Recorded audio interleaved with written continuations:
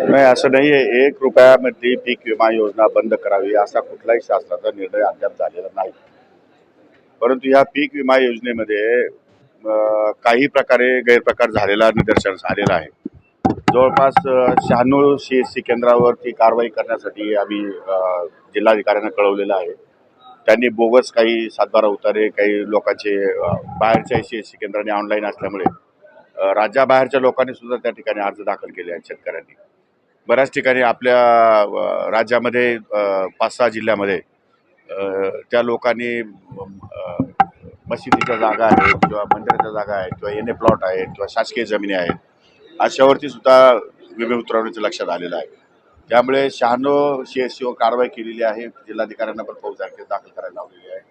जवळपास 4-4.25 लाख अर्ज या ठिकाणी आपण रद्दबादल केलेले आहे. त्यामुळे कुठल्याही प्रकारचं बोगस काम या ठिकाणी झालेलं नाही. पैसे शासनाचे वाचलेले आहेत. यांच्या खात्यावर कुठल्याही प्रकारचे पैसे आम्ही अद्याप या ठिकाणी वर्ग केलेले नाही. आणि त्यामुळे या पीक विमा योजनेमध्ये आणखी काही बदल करायचे असतील तर त्यासाठी अधिकाऱ्यांना सूचना दिलेल्या आहे की फीडबॅक घ्या आणि आपल्याला या योजनेत काही आमूलाग्र बदल करायचे असतील तर ते बदलसुद्धा करण्याचा निर्णय या ठिकाणी कृषी विभागाने घेतलेला आहे.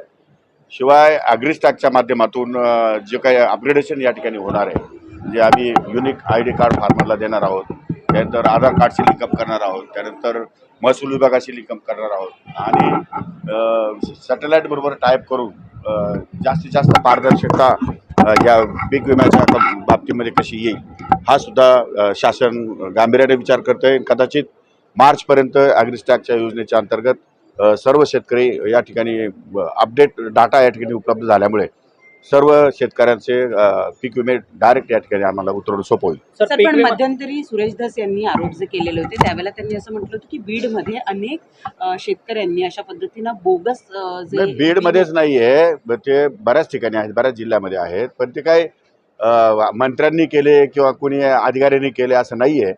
CSC केंद्रातल्या लोकांना 1 रुपया शासन विमा भरतं आणि प्रत्येक अर्जाच्या पाठीमागं त्या CSC केंद्रावाल्याला 40 रुपये मानधन मिळतं. त्यामुळे त्याच्या स्वतःच्या मानधनवाढीसाठी त्यांनी हे उद्योग केलेले आहेत. त्यामुळे ते लक्षात आल्यानंतर आम्ही ते विमे रद्द केलेले आहेत. परंतु 4 लाख अर्ज सुरेश धस सातत्याने म्हणतात की माजी कृषी मंत्री धनंजय मुंडे या सगळ्याला ते राजकीय आरोप आहे. त्यात काही फारसं तथ्य नाही. कारण तुम्ही ज्या पद्धतीनं बातम्या घेतात त्याच्या उलट्या बातम्या छापतात, उलट्या बातम्या पब्लिश करतात आणि त्यातून तुमचा TRP वाढवतात. तुम्हाला रियालिटी कळत नाही, सत्य कळत नाही आणि तुम्ही खोटं या ठिकाणी लोकांसमोर आणतात.